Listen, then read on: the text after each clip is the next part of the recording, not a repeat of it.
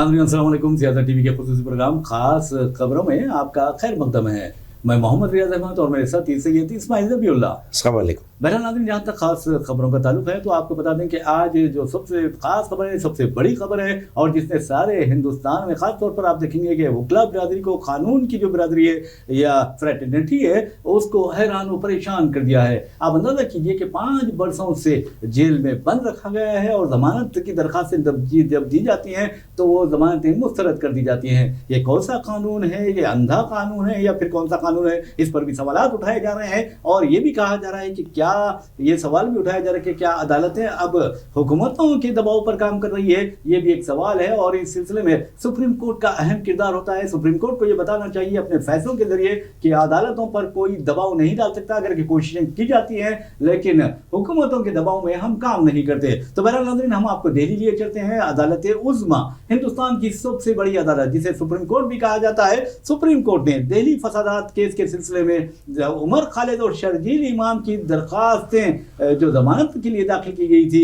उन्हें फिर एक बार मुस्तरद कर दिया गया और कर दिया है। और आपको ये बता दूं कि ये दरखास्तें उन लोगों ने दाखिल की हैं जो 5 बरसों से जेलों में बंद है। और अफसोस की बात यह है कि एक डीसीपी के बाद वो ठहरा एक बीजेपी का लीडर अजीब गरीब इश्तियाल अंगेजी करता है, लेकिन वो आज यानी दिल्ली का वजीर बना हुआ है। इसका भी हम पोस्टमार्टम करने वाले हैं। लेकिन एक बात जरूर है कि हक की आवाज जो है वो सियासत टीवी की पहचान है, बेबाकी वो जुर्रत सियासत टीवी की पहचान है। और आप इस तरह के प्रोग्राम के जरिए हमारी यानी जो सहाफती दयानतदारी है उसका मुजाहरा देखेंगे। तो बहरहाल दिल्ली फसादात केस में सुप्रीम कोर्ट ने शर्जील इमाम और उमर खालिद की जमानतों की दरखास्तें मुस्तरद कर दी है, जबकि गुलफशां फातिमा, मीरा हैदर, शिफाउर रहमान, मोहम्मद सलीम और शादाब अहमद की जमानतों को मंजूर कर लिया है। और आपको ये बता दें कि इनके खिलाफ यूएपीए के तहत मुकदमा दर्ज किए गए थे।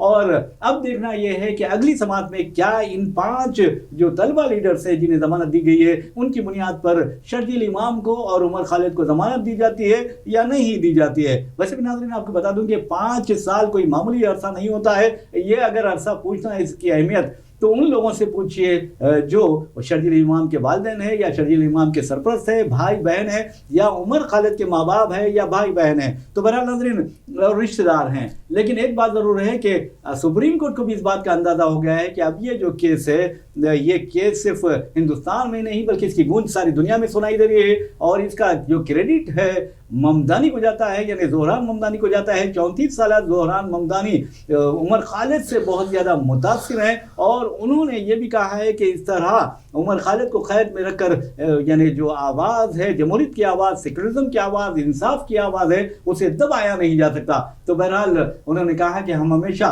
उमर खालिद को याद रखते हैं और उन्होंने लोगों के सामने यानी अमरीकी वोटर्स, न्यूयॉर्क के लोगों के सामने उमर खालिद का कद भी पढ़कर सुनाया है। और आपको नाज़रीन ये भी बता दें कि अब यही नहीं, सिर्फ ममदानी नहीं बल्कि आप देखेंगे कि अमरीकी कांग्रेस के 8 अरकान ने भी यही कहा है, हुकूमत हिंद पर जोर दिया है कि वो तासुब व जानिबदारी से काम न लें और उमर खालिद की दरखास्त जमानत जो है उसे मंजूर किया जाए। वैसे भी आप देखेंगे कि गुजरात के कातिल आज इख्तिदार में बैठे हुए हैं, उनके खिलाफ कुछ नहीं कार्रवाई की जाती। गुजरात का खसाई अगर आप देखेंगे कि आज़ाद घूम फिर रहा है। और तड़ीपार के बारे में हम आपको बताते हैं कि उसे तड़ीपार यानी गुजरात से निकाल दिया गया था, वो किस मुकाम पर आज बैठा हुआ है आप ये भी देख सकते हैं। तो हिंदुस्तान में कानून और इंसाफ का जिस तरह कत्ल किया जा रहा है इस पर रोक लगनी चाहिए और सुप्रीम कोर्ट की यह जिम्मेदारी बनती है कि उस पर रोक लगाए। सुप्रीम कोर्ट ने अपने फैसले में कहा कि बादिउल नजर में यानी प्राइमा फेसी में उमर खालिद और शर्जील इमाम के खिलाफ इल्जामात में जान दिखाई देती है। तो फिर आप अंदाजा कर सकते हैं कि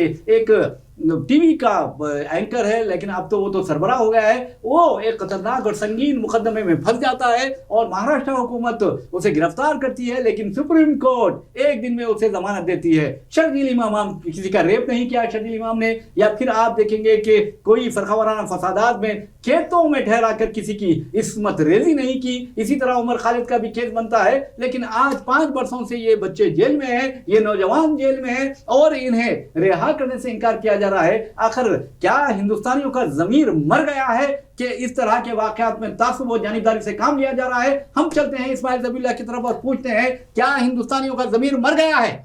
یقیناً یہ ایک بڑا سوال ہے ریاض صاحب. دیکھیے جب ناظرین کو بتاتے ہیں جسٹس جو ہے اروند کمار اور این وی انجاریا کی بینچ نے جو ہے یہ شرجیل امام اور عمر خالد کی جو درخواست ضمانت ہے اس کو مسترد کیا ہے. یہاں پر دیکھیے اقلیتیں جو اس ملک میں 2024 کے بعد اپنے آپ کو دوسرے درجے کا شہری انہیں احساس دلانے کی مسلسل کوششیں کی جا رہی تھی. وہ تمام کوششوں میں یہ اقلیتوں کی خاص طور پر مسلمانوں کی ساری امیدیں عدالتوں سے وابستہ تھی. عدالتیں یقین تھا کہ یہ تمام قسم کی ناانصافی کے باوجود بھی عدالتیں اقلیتوں بالخصوص مسلمانوں کے ساتھ انصاف کریں گے. مگر ہم نے دیکھا کہ آستھا کی بنیاد پر رام مندر بابری مسجد اور رام مندر جو ڈسپیوٹ ہے اس کا فیصلہ سنایا گیا. ہم نے دیکھا کہ یہ جو 3 طلاق کے معاملے میں جب عدالت سے رجوع ہوا معاملہ تو وہ بھی عدالت کے اس کے خلاف میں آیا, مسلمانوں کے خلاف میں وہ فیصلہ آیا, شریعت میں راست مداخلت اس کو ہم کہہ سکتے ہیں. اس کے بعد یہ وقف جو بل کا معاملہ آیا اس میں بھی ہم نے دیکھا کہ حکومت جو کہہ رہی ہے عدالت بھی وہی کہہ رہی ہے.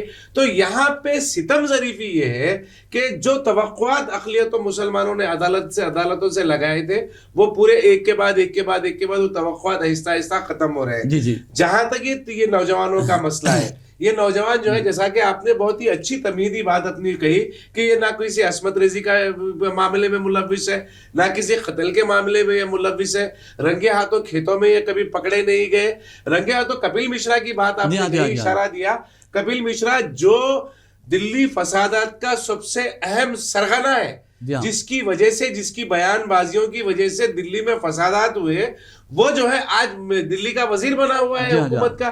اور پھر ایک کمال کی بات یہ ہے ریاض صاحب, گرمیت رام رحیم جس کو مجرم عدالت نے قرار دیا ہے عصمت ریزی کے معاملات میں, قتل کے معاملات میں, صحافیوں کے اغوا کے معاملات میں, لڑکیوں کی معصوم لڑکیوں کی عصمت ریزی کے معاملات میں, جس کے لوگوں نے, جس کے چاہنے والوں نے اتر کر ہریانہ اور پنجاب پولیس کے مقابلہ کیا, اس کے پولیس کے مقابلے میں اس کے لوگ آگے کھڑے ہو گئے, سڑکیں پوری بند ہو گئی تو مجبوراً ایئر لفٹ کرنا پڑا گرمیت رام رحیم کو. اس کو 17 مرتبہ اب تک پیرول پہ رہا کیا گیا ہے, 40 دن 20 دن کی پیرول پہ رہا کیا گیا ہے. اور پھر عدالت جو ہے عمر خالد اور شرجیل امام کو یہ کہتی ہے کہ پرائم آف پیسیا جو ہے بادی النظر میں جو ہے یہ لوگ جو ہے مجرم قرار دیے جا رہے ہیں. حالانکہ نچلی عدالتوں نے یہ کلیئر کر دیا ہے چارج شیٹ کے حوالے سے, کہیں پر بھی وہ جہاں پر فسادات ہوئے وہاں پر یہ موجود نہیں تھے, جہاں پر قتل و غارت گیری کے واقعات ہوئے وہاں پر نہ شرجیل امام موجود تھے نہ عمر خالد موجود تھے. اس کے باوجود بھی یو اے پی اے کے تحت صرف اور صرف ان کی زبان اور ان کا قلم جو ہے, ان کی تقریروں کی بنیاد پر جو ہے یہ, اور پھر سپریم کورٹ کے 2 قابل ججز, اور میں کہہ رہا ہوں اروند کمار اور جو ہے این وی انجاریا, یہ کہہ رہے ہیں کہ بادی النظر میں یہ مجرم دکھائی دے رہے ہیں. آپ عدالتیں کب سے خدشات کی بنیاد پر فیصلے دے رہے ہیں, آستھا کی بنیاد پر آپ فیصلے دیتے تھے منظور تھا, اب خدشات کی بنیاد پر آپ فیصلے دے رہے ہیں. قابل افسوس ہے توقعات جو ہیں آہستہ آہستہ وہ ختم ہوتی جا رہی ہیں مسلمانوں کی. خاص طور پر مجھے کہنے دیجیے ریاض صاحب, ہندوستان کے مسلمانوں کی توقعات عدالتوں سے انصاف کے حوالے سے ختم ہوتی جا رہی ہے. ویسے میں سمجھتا ہوں کہ مسلمانوں کو مایوس ہونے کی ضرورت نہیں ہے کہ یہ ملک کسی کے باپ کی جاگیر نہیں ہے کہ وہ اس طرح اپنے دعوے کرتے رہے اور ناانصافی کا بازار گرم کرتے رہے. یاد رکھیے ناانصافی جب حد سے گزر جاتی ہے, ظلم حد سے گزر جاتا ہے تو پھر تباہی و بربادی اس کا مقدر بن جاتے ہیں, قوم کا, اس ملک کا مقدر بن جاتے ہیں. اور آپ یہ کہ یاد رکھنا بھی ضرور ہے کہ جس انداز میں ناانصافی کی جا رہی ہے عالمی سطح پر تھو ہو رہی ہے, اور یہ دیکھا جا رہا ہے کہ عالمی سطح پر آپ پرائم فیسی کی بات کرتے ہیں, اگر آپ بادی النظر کی بات کرتے ہیں کہ عمر خالد اور شرجیل امام کے خلاف یعنی اصل ذہنوں نے فسادات کا مقدمہ صحیح دکھائی دیتا ہے, تو پھر پرائم فیسی کی بنیاد پر یا بادی النظر کی بنیاد پر آپ دیکھیں گے کہ سپریم کورٹ نے ساری ریاستیوں کو, ریاستی محکمہ داخلوں کو یہ کہا تھا کہ آپ اگر کوئی اشتعال انگیزی کرتا ہے تو اس کے خلاف مقدمہ درج کریں. تو پرائم فیسی کی بات کرتے ہیں تو وزیر اعظم نریندر مودی راجستھان میں جس طرح کی بکواس کرتے ہیں, جس طرح درندزوں کی بات کرتے ہیں, جس طرح زیادہ بچے پیدا کرنے والوں کی بات کرتے ہیں, اس سے یہ لازمی طور پر, اور جس طرح وہ کہتے ہیں کہ آپ کی زمینیں, آپ کے زیورات, آپ کی جائیدادیں ان درندازوں کو دے دی جائے گی, ان زیادہ بچے پیدا کرنے والوں کو دے دی جائے گی. تو آپ کو بتا دوں کہ پرائم فیسی یا بادی النظر میں وزیر اعظم نریندر مودی اشتعال انگیزی کا ارتکاب کرنے کے یعنی اشتعال انگیزی کے مرتکب ہوئے ہیں. کیا ان کے خلاف کسی عدالت نے ایک कार्रवाई की है? हरगिज नहीं की है। अमित शाह अगर यानी बकवास करते हैं तो उनके खिलाफ भी कार्रवाई नहीं की जाती। बीजेपी के कई लीडर्स हैं, वो बकवास करते हैं लेकिन उनके खिलाफ कार्रवाई नहीं की जाती। वादी उल नजर में वो मुजरिम करार दिए जा सकते हैं लेकिन उनके खिलाफ कोई कार्रवाई नहीं होती। और 5 वर्षों से उमर खालिद को आप कह रहे हैं कि वादी उल नजर में इस तरह उनके खिलाफ सबूत पाए गए हैं, तो आप अंदाजा कीजिए कि किस कदर फिरका परस्त दरिंदे हैं जिन्हें 17 मरतबा पैरोल पर रहा किया जा रहा है। इस्मत रेजी का वो मुल्जिम करार दिया गया था, उन्हें मुर्तकिब करार दिया गया था, खाती करार दिया गया था। सजा सुनाई अदालत ने, 20 साल की अदालत ने सजा सुनाई है, उसको आप पैरोल पे बारह छोड़ते हैं। जब इंतखाबात होते हैं, दिल्ली के इंतखाबात से कबल देखा हमने, पंजाब के इंतखाबात से कबल देखा, हरियाणा के इंतखाबात से कबल, उत्तर प्रदेश के इंतखाबात से कबल हमने मुसलसिल देखा, मध्य प्रदेश के इंतखाबात से कबल, राजस्थान के इंतखाबात। जब इंतखाबात किसी रियासत में आते हैं, वो जो रियासतों में गुरमीत राम रहीम के असर रखने वाले फॉलोअर्स हैं, उन रियासतों में जहां पे इंतखाबात है वहां पर उस मौके पर पैरोल पर रिहा किया गया। बिल्कुल आपने सही कहा बरल नाज़रीन, हम अदालतों के कभी बहुत ही एहतराम करते हैं और यकीन मानिए कि हम अदालतों पर उंगली नहीं उठाते, लेकिन आज सारी दुनिया अदालतों पर उंगली उठा रही है, खास तौर पर सुप्रीम कोर्ट पर, हाई कोर्ट पर उंगली उठा रही है। आप अंदाजा कर सकते हैं उन्नाव केस में क्या हुआ है, अदालत ने क्या किया था। हाई कोर्ट ने, मैं समझता हूं कि दिल्ली हाई कोर्ट ने सारे कानून को रुस्वा कर दिया था, लेकिन सुप्रीम कोर्ट ने उसमें जो फैसला दिया है हम उसे सलाम करते हैं। लेकिन सुप्रीम कोर्ट को भी यह भी सोचना चाहिए कि आज हिंदुस्तान की अदलिया पर जो लोग सवालात उठा रहे हैं, क्यों सवालात उठा रहे हैं? मुसलमानों के खिलाफ अगर कोई मुकदमा दायर होता है तो हुकूमत का जो मौकिफ होता है, अदालतों का वो मौकिफ होता है, आखिर क्यों होता है? आर्टिकल 370 की बात अगर की जाती है मनसूख करने की, आप देखेंगे कि हुकूमत जो कहती है, अदालत वो कहती है। आप अगर देखेंगे कि यानी जो क्रिमिनलाइज किया गया है यानी तलाक सलासा को, आप अंदाजा कीजिए कि सुप्रीम कोर्ट यानी हुकूमत जो कहती है, सुप्रीम कोर्ट वो फैसला देती है। फिर आप अंदाजा कीजिए कि औकाफी जायदादों से मुतालिक जो कहा गया है, वो मुकदमे भी सुप्रीम कोर्ट का वही मौकिफ है जो हुकूमत का मौकिफ है। आखिर ये कैसे हो सकता है और क्यों कर हो सकता है? तो ऐसे में आप देखेंगे कि ये जो सवालात पैदा हो रहे हैं, सीएए की बात करते हैं, क्या सुप्रीम कोर्ट को नहीं मालूम कि सीएए का जो कानून बना है वो मजहबी बुनियाद पर बना है? अगर उसमें आप अक़लियतों की बात करते हैं तो बहुत अच्छी बात है, अक़लियतों को पनाह दीजिए। आप अफगानिस्तान की अक़लियतों को पनाह देते हैं, चाहे उसमें हिंदू हो, सिख हो, ईसाई हो, बुद्धिस्ट हो या जैन हो, उसे आप देते हैं, लेकिन मुसलमान को पनाह नहीं देते। तो क्या ये मजहबी बुनियाद पर नहीं है? सुप्रीम कोर्ट ये सोच नहीं सकती। इसी तरह पाकिस्तान की बात करते हैं, म्यांमार की अगर बात करते हैं, बुद्धिस्टों को, ईसाइयों को, सिखों को, जैन को, सबको आप अगर पनाह देते हैं लेकिन मुसलमानों को उससे निकाल देते हैं, तो इससे बढ़ के शर्म की बात क्या है? सुप्रीम कोर्ट क्या ये नहीं समझ सकती कि ये मजहबी बुनियादों पर बनाया गया बिल है और मजहबी बुनियादों पर मंजूर किया गया बिल है? तो ये सोचना चाहिए। आज अगर हिंदुस्तान को कोई बचा सकता है तो सुप्रीम कोर्ट बचा सकती है। ये जो फिरका परस्त दरिंदे हैं, चाहे वो इख्तियार में भी आ जाएं, तो ये सुप्रीम कोर्ट को सोचना चाहिए। हिंदुस्तान का तहफ़्फ़ुज़, दस्तूर का तहफ़्फ़ुज़, जमहूरियत का तहफ़्फ़ुज़, सेक्युलरिज्म का तहफ़्फ़ुज़ सोचना चाहिए। हिंदुस्तान की बका का सवाल है, ये सोचना चाहिए। जी यकीनन, आप यकीनन देखिए, सोचना चाहिए। सुप्रीम कोर्ट देखिए एक आइन का, जमहूरियत का एक अहम और सुतून पिलर है, और अगर अदालतें इस मौका मतलब इस तरीके के फैसले सुनाती हैं, अदालतें अगर हुक्मरान जमातों के तर्ज अमल अपनाते हुए फैसले सुनाती हैं, आस्था की बुनियाद पर अगर अदालतों में फैसले होंगे, तो फिर इंसाफ के लिए जो पसमानदा, परेशान हाल, मसाइब ज़दा लोग हैं वो कहाँ जाएंगे? रियाज साहब, यहाँ पर अदालतों को, जैसा आपने कहा, बहुत ही प्यारी बात कही कि अदालतें जो है वहाँ पे लोगों की बहुत सारी तवक्कुआत होती है, वो तवक्कुआत आप बुनियाद तोड़ रहे हैं। आप देखिए, ये लोग 5 साल से जेल में हैं, इनके ऊपर कोई फर्द जुर्म साबित नहीं हुआ है। खदशात और जो है ये जो इन्वेस्टिगेशन, तहकीकात की बुनियाद पर क्या शर्जील इमाम और जो है उमर खालिद इस कदर इन्फ्लुएंशियल है, इस कदर बाअसर है कि वो बाहर होंगे तो वो शवाहिद खत्म कर देंगे। 5 साल में जो तहकीकात करने वाले इदारे हैं, जो पुलिस है, दिल्ली पुलिस है, 5 साल में इनके खिलाफ में कोई शवाहिद और सबूत इकट्ठा करके अदालत में पेश नहीं कर सकी जिससे उन पर फर्द जुर्म साबित हो सके, नहीं किया जाए। उसके बावजूद भी आप ये कह रहे हैं कि प्राइम ऑफिसिया, अफसोस की बात है। बादियों नजर का हवाला जो सुप्रीम कोर्ट ने दिया है, ये तशवीशनाक तरीक़ेकार है जिससे अक़लियतों को, मुसलमानों को जमानतें मिलने से रोकने के लिए एक नई राह हमवार कर रही है अदालत। جی ہاں، اور میں سمجھتا ہوں کہ قانون اگر بک جاتا ہے تو سمجھے کہ سب کچھ بک جاتا ہے، سب کچھ تباہ و برباد ہو جاتا ہے۔ ویسے بھی ناظرین آپ کو بتا دوں کہ آج ہندوستان کی تمام امیدیں سپریم کورٹ سے وابستہ ہے، لیکن سپریم کورٹ اگر اس طرح کے فیصلے دے گی تو پھر اب سوال یہ پیدا ہوتا ہے کہ B J P leader Kapil Mishra جو ایک اعلیٰ پولیس عہدیدار کے بعد ٹھہر کر دھمکیاں دے رہا تھا، اسے کیا جیل ہوئی ہے؟ یہ میرا چیلنج ہے، اسے نظر انداز کیا گیا ہے۔ اگر کیوں نظر انداز کیا گیا ہے اس کو تو میں سمجھتا ہوں کہ لاکھ مار کر جیل میں ڈھکیل دینا چاہیے تھا اور سپریم کورٹ کو سو موٹو ایکشن اس کے خلاف لیا جانا چاہیے تھا، لیکن کسی میں ہمت ہے کہ اس کے خلاف سو موٹو ایکشن لے کیونکہ وہ بی جے پی کا لیڈر ہے۔ تو ہندوستان میں کیا بی جے پی کا لیڈر ہونا، بی جے پی کا وزیر ہونا کیا اب ماورائے قانون ہو گیا ہے، قانون سے بالا تر ہو گیا ہے؟ یہ سوال سارا ہندوستان پوچھ رہا ہے، میں نہیں پوچھ رہا ہوں۔ اور دوسری اہم بات یہ ہے کہ سپریم کورٹ جب امید بنتی ہے سپریم کورٹ کو تو آپ اندازہ کیجئے کہ جتنے مسلمانوں کے خلاف مقدمات میں فیصلے آئے ہیں وہ فیصلے پرو حکومت آئے ہیں، حکومت کے موافق آئے ہیں۔ تو اس کا مطلب یہ ہے کہ سپریم کورٹ کو بھی سوچنا چاہیے کہ آخر کیا لوگوں کو پتہ نہیں چلے گا، لوگوں کے ذہنوں میں شکوک و شبہات پیدا نہیں ہوں گے کہ سپریم کورٹ وہی کر رہی ہے جو حکومت چاہ رہی ہے؟ یہ سوچنے والی بات ہے۔ اس کے عین برعکس یہ بھی ہے کہ جو بھی چیف جسٹس کے ٹائم پہ بڑے فیصلے آئے ہیں، خواہ وہ بابری مسجد کا ہو، خواہ وہ 3 طلاق کا معاملہ ہو یا پھر اوقافی اراضیات کا معاملہ ہو، جو فیصلے چیف جسٹس آف انڈیا نے دیے ہیں وہ ریٹائرمنٹ کے بعد یا تو راجیہ سبھا رکن بنے ہیں یا تو پھر کسی ریاست کے گورنر بنے ہیں یا پھر کسی لا کمیشن وغیرہ کے چیئرمین کی حیثیت سے وہ خدمات انجام دے رہے ہیں۔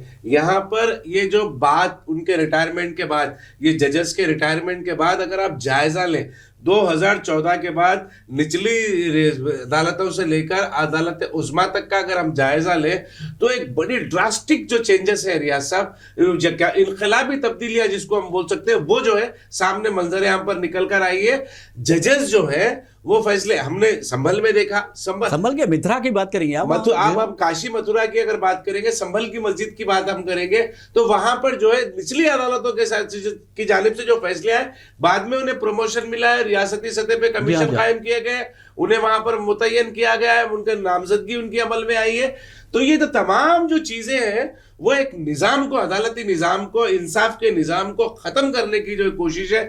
پھر میں یہ کہوں گا کہ منوج سمرتی کی بنیاد پر جو فیصلے مستقبل میں کرنے کی پلاننگ کی جا رہی ہے، یہ اس کی شروعات ہے۔ منوج سمرتی کی بنیاد پر مستقبل کے فیصلے کرنے کی یعنی شروعات نہیں کی جا رہی ہے، بلکہ ملک کو تباہ و برباد کرنے کی سازشیں ہو رہی ہے۔ اگر ملک کو تباہ و برباد کرنا ہے تو میں سمجھتا ہوں کہ سپریم کورٹ کو آگے آنا چاہیے، ملک کو بچانا چاہیے۔ آپ کو یہ بھی سوچنا چاہیے کیا دنیا اندھی ہو گئی ہے، گونگی ہو گئی ہے، بہری ہو گئی ہے کہ آپ کے خلاف آواز نہیں اٹھائے گی؟ آپ دیکھیں گے کہ بچہ دیکھ رہا ہے سپریم کورٹ کے فیصلوں کو، تحت کی عدالت کے فیصلوں کو دیکھ رہا ہے کہ کس بنیاد پر فیصلے دیے جا رہے ہیں اور کیسے فیصلے دیے جا رہے ہیں، یہ بھی دیکھا جا رہا ہے۔ حکومت کا جو مرضی ہے اسی کے مطابق فیصلے آ رہے ہیں، تو کیا عوام کے ذہنوں میں شکوک و شبہات پیدا نہیں ہوں گے؟ یہ سب سے اہم بات ہے۔ کئی ایسے بلاکاری ہے جو آپ دیکھیں گے کہ انہیں ضمانت پر رہا کیا جاتا ہے، کیوں؟ وہ ان کا ووٹ بینک چاہتے ہیں۔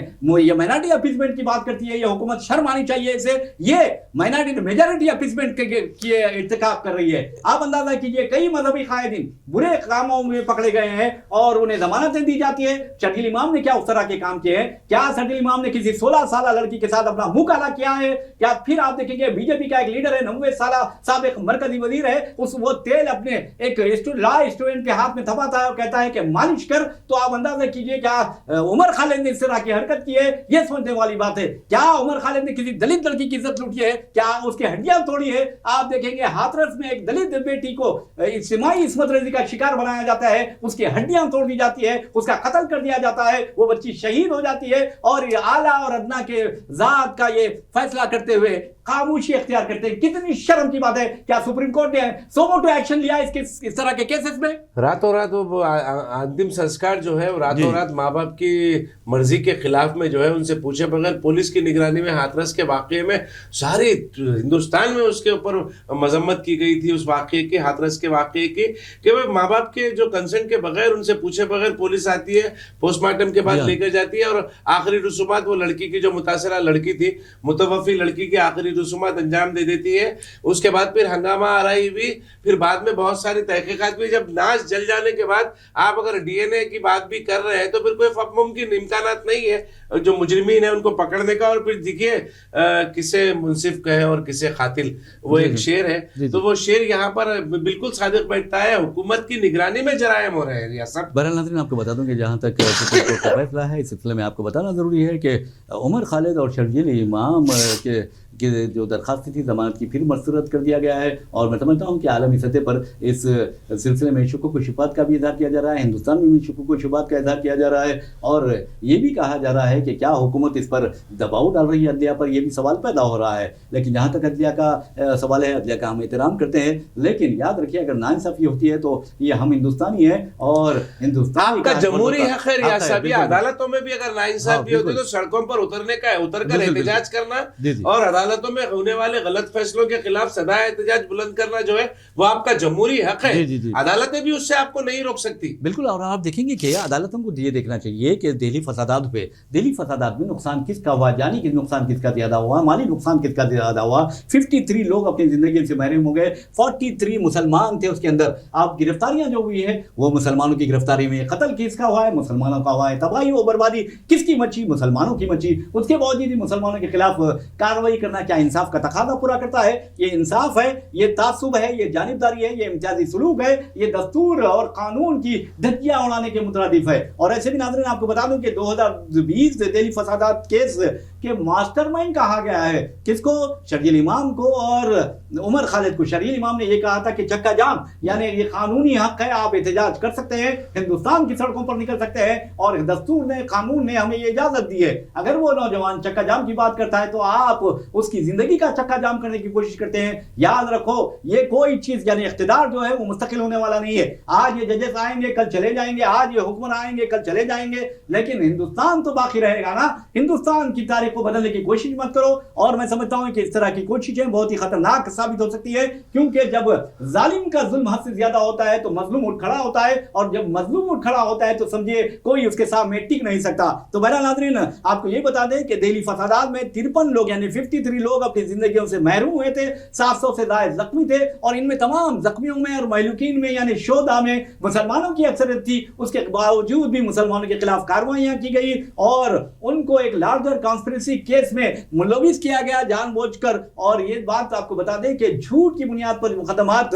दायर किए गए। तो बहरहाल ये तो एक बात रही, लेकिन अदालतों को भी अपना जो फरीजा है वो समझना चाहिए और ये सोचना चाहिए कि दुनिया देख रही है। आप देखिए एक अर्नब गोस्वामी की बात करूंगा कि बीजेपी की जो अफज़र इख्तियार रियासत महाराष्ट्र में, कभी वहां पर आप देखेंगे कि कांग्रेस और यानी शिवसेना और एनसीपी की हुकूमत हुआ करती थी। वहां पर अर्नब गोस्वामी को गिरफ्तार किया गया था और उसने अर्नब गोस्वामी के खिलाफ यह इल्जाम था कि उसने एक शख्स को खुदकुशी पर मजबूर किया। आप देखेंगे कि एक दिन में सुप्रीम कोर्ट उसे जमानत दे देती है, एक दिन में within 24 hours supreme court granted bail. आप अंदाजा कीजिए कितनी शर्म की बात है कि एक दिन में उसकी जमानत मिलती है, और यहाँ देखिए 1000 दिन हो चुके हैं इन्हें जमानत नहीं दी जाती। 2000 से ज्यादा दिन हो गए, 2000 से ज्यादा दिन हो गए शर्जील इमाम, और देखिए 5 लोगों को जमानत तो मिली है। अब उसकी बुनियाद पे दूसरी दरखास्त में अगर अदालत क्या देखती है, यहाँ पर 2-3 चीजें बड़ी अहम है रियाज साहब। एक तो वो जोहरान ममदानी का मकतूब जो उमर खालिद के हवाले से मंजर आम पर आया है, क्या हो अदालत ये समझ रही है कि आलमी सतह का दबाव अदालत पर पड़ रहा है जमानत के लिए? हरगिज नहीं है। देखिए दुनिया में वेनेजुएला पर अब हमला हुआ है अमेरिका का, वेनेजुएला पर अमेरिकी हमले के खिलाफ में जो है सड़कों पर हिंदुस्तान में भी एहतजाज हो रहा है। तो ये जमहूरी हक है, ये एहतजाज करना, कहीं पर भी जुल्म हो रहा है, ज्यादती हो रहा है। उसी तरह जोहरान ममदानी ने भी एहसास किया, महसूस किया कि भाई उमर खालिद, शर्जील इमाम, गुलफिशा के साथ ये जुल्म ज्यादती हो रही है, लिहाजा उन्होंने भी जो अपना ताबुन इजहार है यगानगत जिसको हम कहते हैं सॉलिडारिटी जो है वो उन्होंने पेश की है। कर सकते हैं, इख्तियार है। तो अदालत ये क्यों महसूस कर रही है कि एहसास हो रहा है कि भाई आलमी दबाव पड़ रहा है? ये क्या हुकूमत के किसी कारिंदे ने ये अदालत से कहा है कि भाई दबाव पड़ रहा है? अदालतें क्या हुकूमत के कारिंदों की बात सुनकर फैसले सुना रही है? यहाँ पर आज जो रिजेक्ट हुई है बेल उमर खालिद और ये शर्जील इमाम और दूसरों की, ये जो है ये बिल्कुल मैं समझता हूं कि नाइंसाफी है। ये फैसला जो है इसके ऊपर सुप्रीम कोर्ट को नजरसानी करनी चाहिए। नहीं, मैं समझता हूँ कि अभी जो पैनल होता है यानी रिटायर्ड जजेस का, जो हक परस्त हैं, जो सच्चाई की तरफ जाते हैं, जो दियानतदारी की तरफ जाते हैं, जस्टिस चलमेश्वर का नाम लूंगा, हिंदुस्तान के जो बखा चाहते हैं, हिंदुस्तान को महफूज बनाना चाहते हैं, पुरअमन बनाना चाहते हैं, उन साबिक जजेस और वकला का एक पैनल बनाना चाहिए इस तरह के अदालती फैसलों पर नजर रखने के लिए और तबसरे के लिए कि ये क्या फैसला दे रही है अदालत। वरना आप देखेंगे कि दिल्ली हाई कोर्ट का जज एक बलात्कार बलात्कारी को आप जमानत दे देता है, और उस बलात्कारी को जिसने कई मरतबा मुतासिरा के यानी कत्ल करने की कोशिश की, कई मुतासिरा के बाप को कत्ल किया पुलिस गया, स्टेशन तो में। आप देखेंगे कि ये फैसला क्यों किया गया, किस लिए किया गया, इसका जायजा लेना बहुत जरूरी है। इसी तरह जो फैसले सुप्रीम कोर्ट के भी आए हैं, और जो जजेस आज रुकने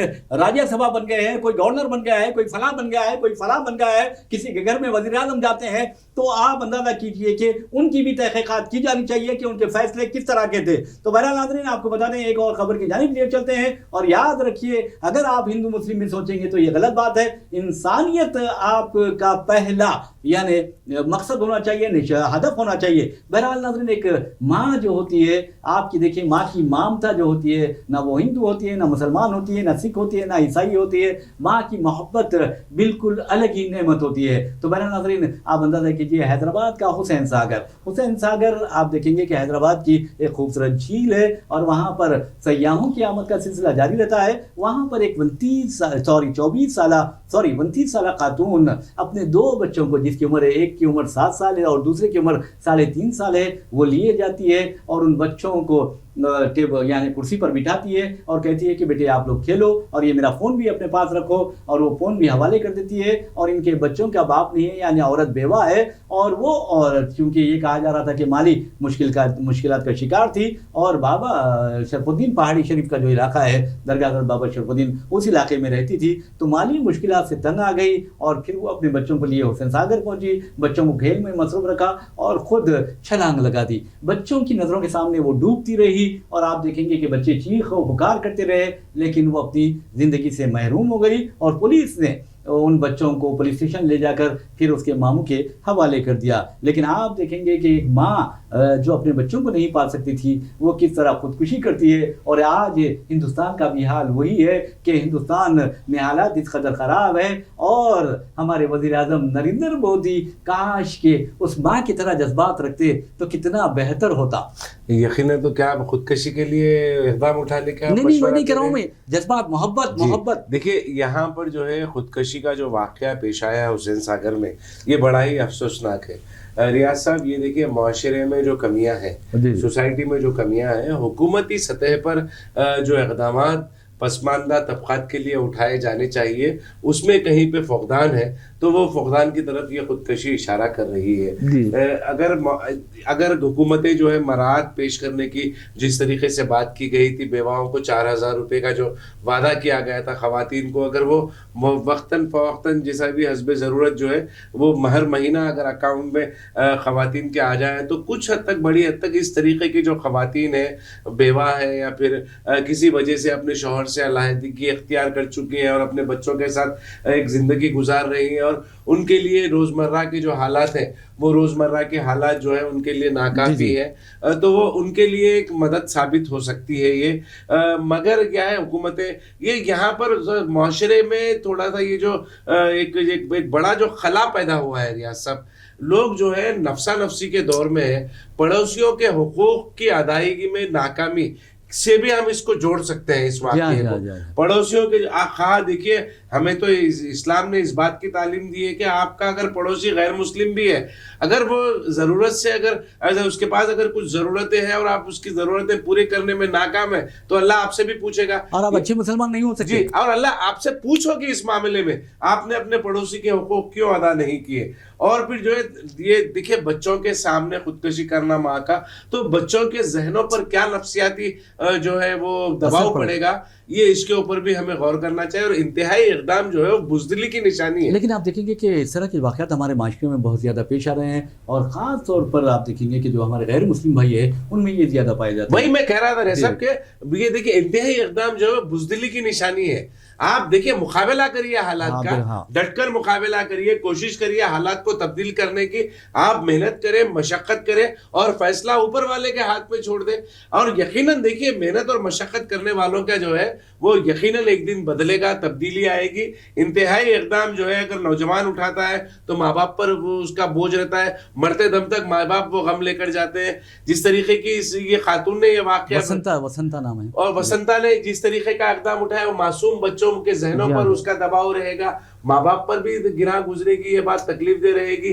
तो अगर कोई भी शख्स اگر کوئی شخص خودکشی کرتا ہے تو جو اپنے پیچھے جو چھوڑ کر جا رہا ہے وہ زندگی بھر وہ جو ہے وہ تکلیف میں انہیں گزرنا پڑے گا. تو آپ دیکھیے نہ صرف آپ جو ہے یہ ایک انتہائی بزدلانہ قدم اٹھا رہے ہیں بلکہ آپ اپنے پیچھے جن لوگوں کو چھوڑ کر جا رہے ہیں وہ بھی اس کی وجہ سے پریشان ہوں گے. بہرحال ناظرین، صرف انسان کی خودکشی یا خودسوزی نہیں ہوتی بلکہ عالمی امن کی بھی خودسوزی یا خودکشی ہوتی ہے. اور اس کے لیے آپ کو بتاتا ہوں کہ ڈونلڈ ٹرمپ بدنام ہے، امریکی صدر بدنام ہے، اور خاص طور پر اسرائیلی وزیر اعظم نیتن یاہو وہ بھی کافی بدنام ہے. ویسے بھی نیتن یاہو تو عالمی سطح پر جنگی مجرم کی حیثیت سے جانے جاتے ہیں اور ایک قصائی کی حیثیت سے قاتل، فلسطینیوں کے قاتل کی حیثیت سے جانا جاتا ہے، اور اس کی مدد کرنے والے کوئی اور نہیں بلکہ امریکی صدر ڈونلڈ ٹرمپ ہے. تو بہرحال امریکی صدر ڈونلڈ ٹرمپ بہت بڑے دعوے کر رہے تھے کہ انہیں امن کا نوبل انعام دیا جائے. تو امن کا نوبل انعام انہیں دیا جائے کس لیے کہ 70,000 فلسطینیوں کو جن کے ہاتھوں میں کوئی ہتھیار نہیں تھا اور یہاں نہ ان کے پاس کوئی وسائل تھے، اور آپ اندازہ کیجئے وہ بھوک کا شکار تھے، وہ بیماریوں کا شکار تھے،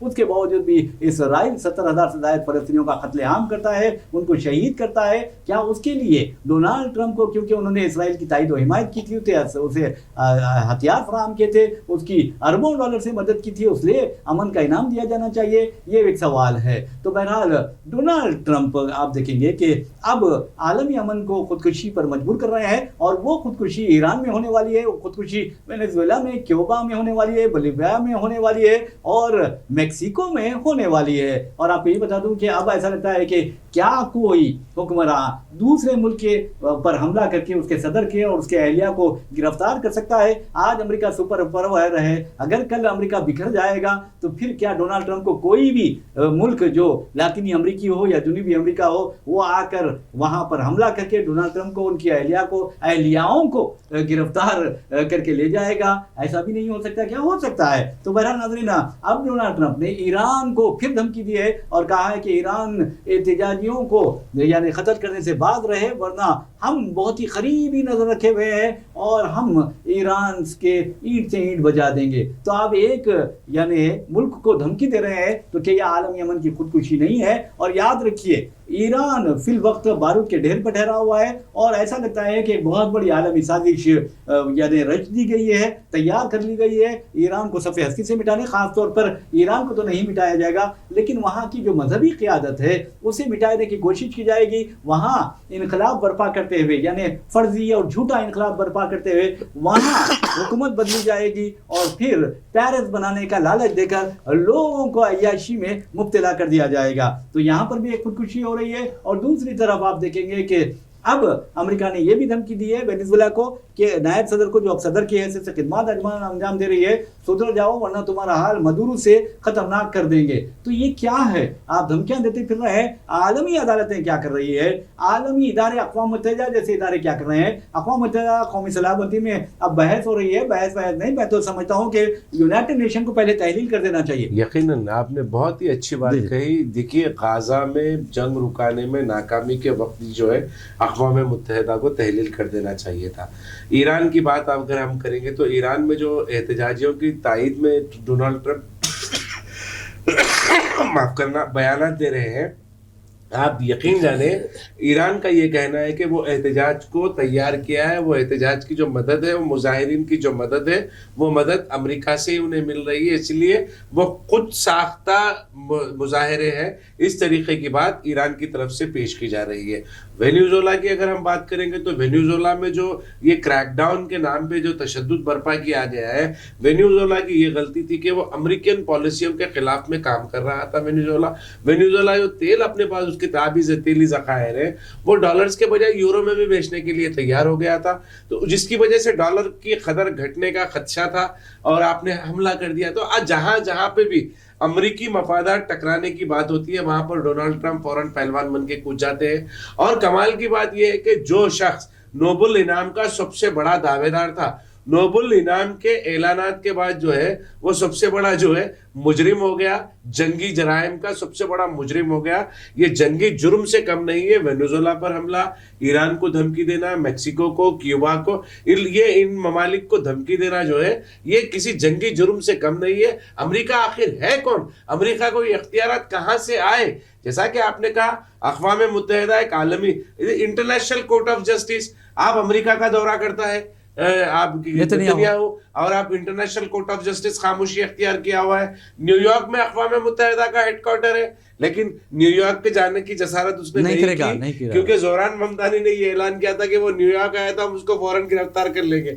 शायद इसी खदशा की वजह से, इसी डर की वजह से जो है वो न्यूयॉर्क नहीं जा सका, नहीं गया नेतन्याहू। मगर जो है अब उसका अमेरिका दौरा आता है और इंटरनेशनल कोर्ट ऑफ जस्टिस खामोशी अख्तियार किया हुआ होता है। और यहाँ पर डोनाल्ड ट्रंप की बार बार आप देखिए, आप इधर भी अफगानिस्तान को भी धमकी दे रहे हैं, हिंदुस्तान को भी फिर दोबारा आपने धमकी दी है। आपने फिर कहा कि हिंदुस्तान को टैरिफ बढ़ा देंगे आपकी, अगर आप बढ़ा सकते हैं। अरे आप क्यों? देखिए, ये और बात है कि हिंदुस्तान पता नहीं 56 इंच का सीना वो 26 इंच का क्यों हो गया अमेरिका के मामले में, समझ में नहीं आ रहा। बिल्कुल खामोशी साधे हुए हमारे वजीर आजम बार बार जो है अमेरिका इंतबा दे रहा है, फिर भी खामोशी अख्तियार किए हुए। अमेरिकी सदर कांग्रेसमैन लिंडसी ग्राहम ने ये कहा है, रियाज साहब ऑन रिकॉर्ड ये बात है कि हमारे एम्बेसडर विनय मोहन कौतरा वो वहां पर गए थे लिंडसी लोहान से, उन्होंने मुलाकात ग्राहम से उन्होंने मुलाकात की और ये कहा कि 25% टैरिफ कम करने के लिए वजीर आजम से आप, मतलब सदर से डोनाल्ड ट्रंप से आप नुमाइंदगी करें। आप देखिए, आप क्यों दो जानू बैठ रहे हैं उनके सामने, आप क्यों हाथ जोड़ रहे हैं उनके सामने। आप बिल्कुल आप मुकाबला करें, डटकर मुकाबला करें आप, और तमाम जो चीजें आपके सामने पेश की जा रही हैं, जो इंतबा दिया जा रहा है, इंतबा का मुंह तोड़ आप जवाब दें। आप अफगानिस्तान, ये माफ करना, बांग्लादेश और पाकिस्तान के खिलाफ में तो बहुत बड़े पहलवान बनते हैं, आप चाइना, रशिया और अमेरिका के सामने आप भीगी बिल्ली बन जाते हैं। वो इंदिरा गांधी जो थी, इंदिरा गांधी के वैसी एक क़यादत की जरूरत है हिंदुस्तान को। इंदिरा गांधी के जैसी एक क़यादत की जरूरत है, वैसी जो आयरन लेडी जिसको हम कहते हैं, अगर वो वैसी अगर क़यादत होगी तो हिंदुस्तान की जो छवि जो मुतासिर हुए आलमी सतह पर, उसमें सुधार आएगा। बहरहाल नाज़रीन, मैं समझता हूँ कि हिंदुस्तान को आयरन लेडी की जरूरत है, आयरन मैन की जरूरत है, चाइनीज प्लास्टिक के जो मैन है उसकी जरूरत नहीं है, क्योंकि आप देखेंगे कि चाइना का जो माल होता है वो अजीब गरीब होता है। तो बहरहाल कहने का मतलब ये है कि क्वालिटी उसमें नहीं होती। माफ करना, एक मिसाल है चाइना के माल के, चले तो शाम तक, नहीं तो चले तो चांद तक, नहीं तो शाम तक की। बिल्कुल आपने सही कहा है। तो बहरहाल नाज़रीन, शाम की अगर बात करते हैं तो वहां भी तबाही व बर्बादी आपने देखा कि ट्रंप ने मचाई हुई है और इसराइल मचा रहा है। और शाम का तो ऐसा लगता है जो रुकावट इसराइल के लिए थी, अमेरिका के लिए थी, वो खत्म हो गई है। और शाम में भी तेल के जो ज़खायर हैं उस पर और कुदरती वसाइल के जो ज़खायर हैं उस पर नजर है, और ये आलमी जो लुटेरे हैं वो लूटना चाहते हैं। तो बहरहाल नाज़रीन, आपको बता दूं कि जहां तक मैक्सिको का सवाल है, या फिर आप देखेंगे कि यानी क्यूबा का सवाल है, क्यूबा के बारे में भी ट्रंप ने कहा है कि हम क्यूबा को भी तबाह कर देंगे, क्योंकि क्यूबा अमेरिकी सदर को जलील और रुस्वा करता जा रहा है। और हमारे वज़ीर आज़म है कि खामोश हैं, और किस तरह खामोश है, मैं समझता हूं कि उन्होंने डॉक्टर मनमोहन सिंह का भी रिकॉर्ड तोड़ दिया है। लेकिन डॉक्टर मनमोहन सिंह की जो खामोशी थी वो दानिशवराना खामोशी थी, एक दानिशमंद की खामोशी थी। लेकिन हमारे वज़ीर आज़म की खामोशी वो खामोशी नहीं है। ऐसा लगता है कि उसके पीछे एक डर है। वो डर क्या है पता नहीं, क्योंकि वो सोच रहे होंगे कि कम अमेरिका कहीं ना उनकी हुकूमत गिरा दे जिस तरह बांग्लादेश में गिराया गया है। तो बहरहाल नाज़रीन, आपको बता दें कि जिस अंदाज में यानी आप देखेंगे कि किस तरह उसने मुख्तलिफ ममालिक को धमकी दी है, और क्यूबा का अब ऐसा लगता है कि नंबर आया है, अब ईरान का भी नंबर आने वाला है। और दूसरी तरफ आप देखेंगे कि वेनेजुएला के बारे में अमेरिका ने जो काम किया है उसकी एक वजह है। वेनेजुएला अगर आप देखेंगे, organization of petrol exporting countries जो है, ओपेक जो है, उन ममालिक के मुताबिक दुनिया का जो 17% पेट्रोल है या तेल है वो वेनेजुएला में पाया जाता है। और आपको ये बता दूं कि वहां पर 303 अरब यानी बिलियन जो बैरल है पेट्रोल मौजूद है। और हद तो ये है कि उसे सिर्फ 300 यानी मैं समझता हूं कि बहुत ही कम पेट्रोल फरोख्त करने की, यानी 1 मिलियन बैरल जो है वो पेट्रोल फरोख्त करने की इजाजत है अमेरिकी पाबंदियों की वजह से। तो अमेरिका चाहता है कि वो जो पेट्रोल है, जो तेल है, उस पर कब्जा कर ले। अरे मेरे भाई, आप हर किसी के पास जा रहे हैं कब्जे के लिए, तो अगर आपको जाना है, आपने हालत अपनी देख ली है, उस शेर की तरह आपकी हालत हो गई है जो एक कुत्ते से लड़ने की कोशिश करता है और फिर कुत्ता उसका जो हाल करता है वो बहुत ही भयानक होता है। लेकिन हम उस तरह طرح کی مثال یہاں پر پیش نہیں کر رہے ہیں، لیکن آپ اندازہ کیجئے کہ کس طرح امریکہ کو، کس طرح روس کو طالبان نے شکست دی اور ان کو ذلیل و خوار کر کے رکھ دیا، اور کس طرح وہ تباہی و بربادی کی طرف جاتے ہوئے وہاں سے بھاگ نکلنے پر مجبور ہوئے ہیں۔ ٹرمپ کو یہ نہیں بھولنا چاہیے کہ افغانستان کی اگر وہ بات کرتے ہیں تو افغانستان میں امریکہ جس طرح ذلیل و خوار ہوا، اب امریکہ کی شبیہ جو مٹ گئی ہے سپر پاور کی، وہ کریڈٹ جاتا ہے طالبان کو، اور اس کے لیے میں سمجھتا ہوں کہ طالبان کو عالمی ایوارڈ ملنا چاہیے بہادری کا۔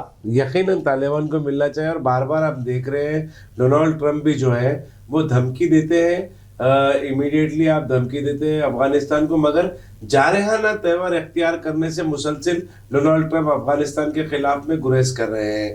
اور ہمارے ہندوستان کے وزیر اعظم کی، جیسا میں نے بات کہی، 56 انچ کا سینے کا دعویٰ تو کرتے ہیں، مگر جہاں پر ڈونالڈ ٹرمپ کی دھمکی آتی ہے، انہوں نے کریک ڈاؤن کے بعد، دیکھیے وینزویلا پر کریک ڈاؤن کے بعد پھر دوبارہ ہندوستان کو دھمکی دینا، یہ اشارہ ہے، یہ دھمکی اس طریقے کی ہے کہ وینزویلا کا جو حال ہوا ہے تمہارا بھی ہم کر سکتے ہیں، تعریف پڑھا رہے، تو وہ انڈائریکٹلی جو ہے یہ ہم دھمکی سمجھ سکتے ہیں۔ وزیر اعظم کو اس پر فوراً رد عمل اپنا پیش کرنا چاہیے، اور وزیر اعظم کو ببانگ دہلی ہندوستان کی ساری عوام، وزیر اعظم اگر امریکی صدر ڈونالڈ ٹرمپ کے خلاف میں ایک بیان دیتے ہیں، تم اگر ہل کر دیکھو اس کے بعد ہم منہ توڑ تمہارا جواب دیں گے، اس طریقے کی بات کرتے تو میں چیلنج کے ساتھ کہہ رہا ہوں، ریاض صاحب سارا ہندوستان وزیر اعظم کے ساتھ کھڑا ہو جائے گا، وزیر اعظم کے ساتھ کھڑا ہو جائے گا، وزیر اعظم کو بہت زیادہ یعنی تائید و حمایت بھی حاصل ہو جائے گی، اور وزیر اعظم کی جو حکومت ہے، جو ان کی خواہش ہے، وہ بھی پوری ہو جائے گی، یعنی مستحکم ہو جائے گی۔ ویسے بھی ناظرین آپ کو بتا دوں کہ ڈونالڈ ٹرمپ نے پھر ایک بات دھمکی دی ہے ہندوستان کو کہ اگر تم روسی تیل کی خریداری کا سلسلہ جاری رکھو گے تو پھر سمجھو کہ تمہارے جو ٹیرف ہے 50% اس میں مزید اضافہ کر دیا جا سکتا ہے۔ لیکن انہوں نے یہ بھی کہا کہ مودی بہت اچھے دوست ہیں، بہت اچھے آدمی ہیں، اور مودی جی کو بھی کہنا چاہیے ٹرمپ جی آپ بھی بہت اچھے ہیں، بہت اچھے دوست ہیں، لیکن اس طرح کی حرکتیں مت کرو اور ہندوستان کو نقصان پہنچانے کی کوشش مت کرو، اور آج پاکستان کی طرف جو تمہاری قربت بڑھ رہی ہے وہ ہندوستان کو یعنی تنگ کرنے کے لیے ہے، اور ہو سکتا ہے کہ طالبان کو نشانہ بنانے کے لیے، ہندوستان کو نشانہ بنانے کے لیے یہ کام امریکہ کر رہا ہے، پاکستان کو بہت زیادہ اہمیت دے رہا ہے۔ اب اندازہ کیجئے کہ کم از کم مودی جی کو راہل گاندھی سے سیکھنا چاہیے، وہ جس انداز میں بات کرتے ہیں، یعنی دانشورانہ انداز میں بات کرتے ہیں، اور جو نفرت کا یہاں پر یعنی بازار پھیلایا جا رہا ہے اس کے خلاف آواز اٹھاتے ہیں، اور مودی جی کو یہ چاہیے کہ پہلے اپنے ملک میں بھی امن و امان قائم کرے۔ یہ جو درندے ہیں جو مساجد کو شہید کر رہے ہیں، آپ دیکھیے سنبل میں 2 مساجد کو شہید کر دیا گیا، کیا کہا گیا؟ یہ 25 سال پہلے سرکاری زمین پر قبضہ کر کے بنائی گئی تھی، اور ایک کام کیا گیا ہے کہ ان مساجد کی اراضیات کو ضرورت مندوں کو لیز پر دے دیا جا رہا ہے۔ تو یہ جو ہے ایک سازش کے تحت کیا جا رہا ہے تاکہ معاشرے میں امن و امان کو نقصان پہنچایا جائے، مسلمانوں کے خلاف نفرت کی لہر یعنی پیدا کی جائے، اور کب تک انسان برداشت کرے گا، یہ بھی سوچنے والی بات ہے اور سوچ لینا چاہیے۔ ویسے بھی ناظرین آپ کو بتا دوں کہ ٹرمپ بار بار ہندوستان کو دھمکی دے رہے ہیں، اور شرم آنی چاہیے ہماری اپوزیشن کو بھی، آج تک یہ بتا نہیں سک رہی ہے عوام کو کہ مودی کو بار بار ٹرمپ دھمکی دے رہا ہے، اور مودی جی خاموشی اختیار کر ہوئے ہیں، مجرمانہ خاموشی اختیار کیے ہوئے ہیں، کیوں مودی جواب نہیں دیتے؟ یہ اپوزیشن گھر گھر پہنچ کر بتانا چاہیے اپوزیشن کو۔ نہیں ریاض صاحب، اپوزیشن یہ معاملے میں بہت ہی حساس ہے، اور راہل گاندھی نے بارہا ایوان پارلیمنٹ لوک سبھا میں راہل گاندھی نے مطلب اجلاس کے دوران یہ کہا ہے کہ وزیر اعظم جواب کیوں نہیں دیتے۔ انہوں نے پوچھا ہے یہ بات، وزیر اعظم جواب دے، کیونکہ آپریشن سندور کو روکنے کے جو حوالے سے بات ہو رہی تھی، نہ صرف امریکی صدر ڈونالڈ ٹرمپ بلکہ امریکی جو وزارت خارجہ کے جو وزیر ہیں، انہوں نے بھی یہ بات کہی تھی کہ بھائی ہم نے ثالثی کی اور ہم نے جنگ رکا دی، آپریشن سندور روک دیا، تو جس کا انکار انہوں یہ مسلسل کر رہے تھے۔ تو یہی کہا جا رہا تھا کہ بھئی اگر آپ نے رکا، آپ نے اگر بات نہیں سنی ہے، امریکہ کے کہنے پر آپ نے جنگ نہیں روکی ہے، تو آپ اس کا جواب دیں۔ اور بہت سارے چیزوں کے جواب دینے کے متعلق راہل گاندھی بار بار لوک سبھا میں یہ کھڑے ہو کر وزیر اعظم کو بول رہے ہیں، مگر وہ روم سو رہا تھا، وہ روم جل رہا تھا، کوئی بانسری بجا رہا تھا، نیرو بانسری بجا رہا تھا، کہ اس کے حساب سے وزیر اعظم پارلیمنٹ میں اسی طریقے سے رہتے ہیں۔ بہرحال ناظرین ایک اور خبر کی جانب یہ چلتے ہیں، اور آپ کو بتاتے ہیں کہ ناگپور RSS کا ہیڈ کوارٹر ہے، لیکن آپ کو یہ جان کر حیرت ہوگی کہ وہاں جو مسلمانوں کی آبادی ہے وہ 10% ہے، اور ناگپور اس لیے بھی مشہور ہے کہ وہاں پر حضرت بابا تاج الدین رحمۃ اللہ علیہ کی مزار مبارک ہے۔ اور آپ کو یہ بتاتے ہیں کہ نتن گڈکری جو مرکزی وزیر ہیں، RSS سے تعلق رکھتے ہیں، وہ بھی درگاہ حضرت بابا बाबा ताजुद्दीन के बहुत मुतक़िद हैं। बेशुमार हिंदू भाई हैं जो हज़रत बाबा ताजुद्दीन के मुतक़िद हैं। और आपको ये बता दें कि आपके वाक़ई करामात भी हैं और आपके बारे में बहुत सी रिवायात भी हैं। तो मेरा नाज़रीन, नागपुर में अब नागपुर म्यूनसिपल कॉरपोरेशन के इंतखाबात हो रहे हैं और वहाँ आपको बता दें कि 151 नशस्तें हैं, जिसमें से बीजेपी ने 143 नशस्तों पर मुकाबले का ऐलान किया है। और शर्म तुमको मगर नहीं आती, पहले आती थी अब नहीं आती, ना पहले आती थी ना अब नहीं आती, अभी भी नहीं आती। तो कहने का मतलब ये कि 143 जो उम्मीदवार बीजेपी ने मैदान में उतारे हैं, सिर्फ उसमें एक मुस्लिम उम्मीदवार है, कामिल अंसारी। हो सकता है उनका नाम ही कामिल अंसारी हो, तो बहरहाल वो एक मुस्लिम नाम के उम्मीदवार है और ये प्रभाग 88 से उम्मीदवार बनाए गए हैं। कांग्रेस ने 151 नशस्तों पर मुकाबला करने के लिए अपने उम्मीदवार मैदान में उतारे हैं और 11 जो उम्मीदवार उसके हैं वो मुस्लिम है, यानी 7% उम्मीदवार मुसलमान है। इसके अलावा बीएसपी बहुजन समाज पार्टी ने 44 उम्मीदवार अपने मैदान में उतारे हैं और 3 उम्मीदवार मुसलमान है। और अब आपको ये बता दें कि MIM मजलिस इत्तेहादुल मुस्लिमीन वहाँ 17 नशस्तों पर मुकाबला कर रही है और 17 के 17 मुसलमान हैं। और ये कहा जा रहा है कि वो वहाँ पर सेक्युलर पार्टीज का अल्टरनेटिव बनते जा रही है। जी देखिए, सेक्युलर पार्टीज का अल्टरनेटिव बनती जा रही है।